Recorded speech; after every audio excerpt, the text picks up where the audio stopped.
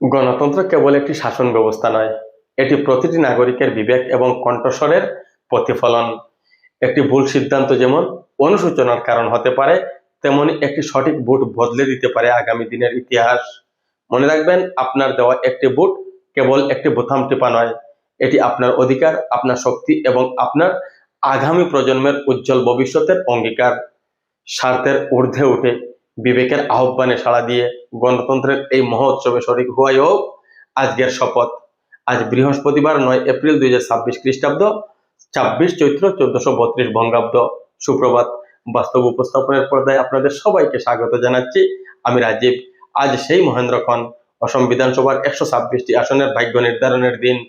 আজ আমাদের রাজ্যের গণতন্ত্রের শ্রেষ্ঠ উৎসব। সকাল থেকেই রাজ্যের 31,490টি ভোট গ্রহণ কেন্দ্রে শুরু হয়েছে ভোট গ্রহণ প্রক্রিয়া।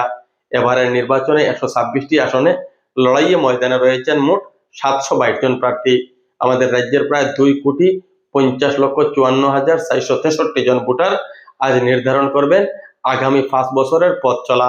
বিশেষ করে 6,42,000-এর বেশি তরুণ ভোটার যারা প্রথমবার ভোট দিচ্ছেন, তাদের উৎসাহ আজ চোখে পড়ার মতো।